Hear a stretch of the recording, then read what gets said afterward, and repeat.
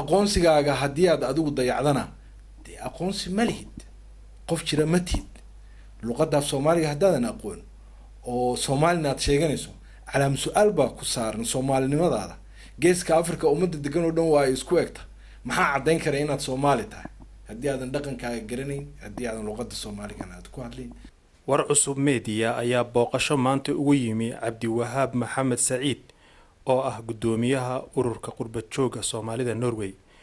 cabdiwahaab ayaa mar dhow isaga iyo ururkiisa waxay qabteen seminar lagu soo bandhigayo buugaag.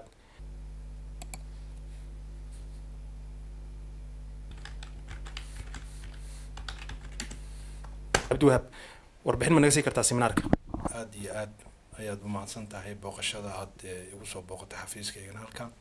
seminaarku wuxuu ku saabsanaa luqadda soomaaliga ah iyo buugaagta ay qoreen qalinleyda soomaaliyeed ee qurbaha ku nool iyo kuwii hore loo qoray kuwan gaar laga qorayba. markii koowaad oo aanu qabanona ma ahayn, waxaan qabanay oon soo bilownay 2010 iyo 2011 kana waa kiisii saddexaad weeye. buugaagta lama soo koobi karo meesha lagu soo bandhigay. waxaa kasoo qayb galay xildhibaan publisher waa xildhibaan iyo buugaagta uu sameeyo. buux iyaguna sidoo kale waa publishers weeye oo buugaagta ay soo bandhigaan, iyaga buugaagta daabaca soo bandhigaan.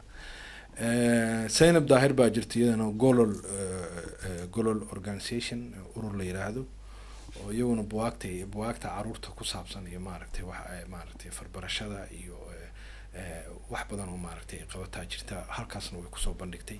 ujeedada guud oo maaragtay seminaarkan iyo howlahan aan u qabano wax kale ma ahan, waxa weeye in dadka Soomaalida ah ee qurbaha ku nool gaar ahaan Norway, Oslo iyo nawaaxigeeda in lagu baraarujiyo luqadda Soomaaliga ah, haysashadeeda, ilaalinteeda, la baro dhaqankooda iyo taariikhdooda, si markaas ay u noqdaan dad niyadoodu ay dhisan tahay, isku kalsoon, ummadaha kale wax la qaybsan kara, Norwegiga si wanaagsan ula jaan qaadi kara.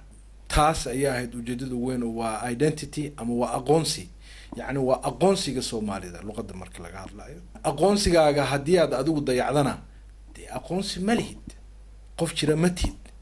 luqadaaf soomaaliga haddaadan aqoon oo soomaalina aad sheeganayso, calaam su-aal baa ku saaran soomaalinimadaada. geeska africa ummadda degan oo dhan waa ay isku egta. maxaa caddayn kara inaad Soomaali tahay haddii aadan dhaqankaaga garanayn, haddii aadan luqadda soomaaligana aad ku hadlayn?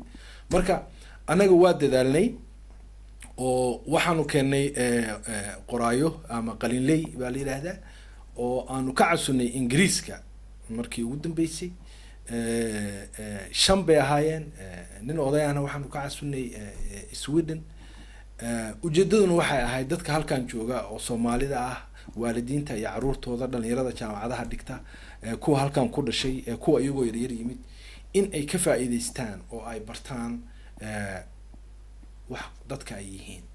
ujeedadu sidaas ay ahayd, si moralkooda kor ugu kaco oo niyadooda ay u dhisanto oo dad jira ay u noqdaan, ummadda ay ula jaan qaadaan, shaqooyinkooda si fiican ay uga soo baxaan, waxbarashadooda si wanaagsan ay uga soo baxaan, luqadda Norwegiga si fiican ay u bartaan. waayo tusaale yar haddaan ku siiyo, cunuga aan gurigiisa lagaga hadal luqadda Soomaaliga ah ee Soomaaliga reerkun Soomaali u yahay, luqad Norwegian markuu ku hadlo luqada broken oo jajaban oo Norwegian loogu jawaabo, cunugaas baran maayo luqadda Norwegian si fiican uma baranayo, tii Soomaaliga ahaydna warkeedaba iska daa. waxa dhow uu eersanaya waalidkii buu eersanaya, waalidkii baa ka cararaya luqadooda. tan kale dhibta kale jirta luqadda Soomaaliga haystaa waxay tahay maadaama dhowr iyo 20 sano burbur wadankaas uu galay, dadkiisuna maaragtay qax iyo dhibaato iyo wareer iyo kala haajir uu ku dhacay.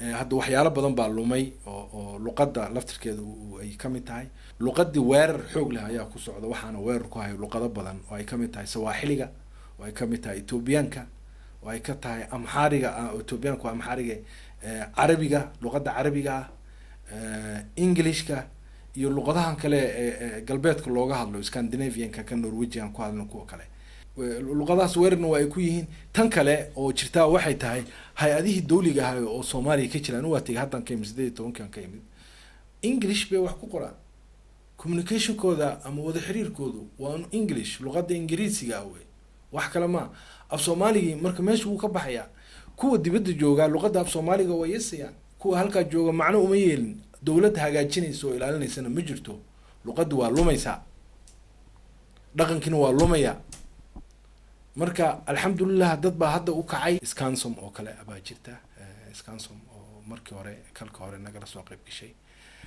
buwaag badan bay keeneen hadda xildhibaan iyo buux oo si aalshire oo sugaysto iyaguna buwaag badan bay keenay Zainab Daahir hal rabaa Soomaalidu inay ku baraarugto aysan fududaysan waa wax common wax naga wada dhaxeeya waa siyaasad ma Soomaalidu aad bay u jeceshahay siyaasadda iyo meelaha xafladaha heesaha lagu sameynayo marka tan waxay ahayd aqoon bay cilmiyeed ma ahayn xaflad oo music loogu talagalay in la boodboodo gabayo iyo buraanburo waa jireen iyo wax noocaas marka taas waa wax muhiim ah gobayada inaan laga tagin waa dhaqankeena Soomaalida waa lagu amaanaa inay yihiin wadanka maaragtay wadankii gabayada iyo wadankii uduga iyo gabayada iyo wanaaga moogta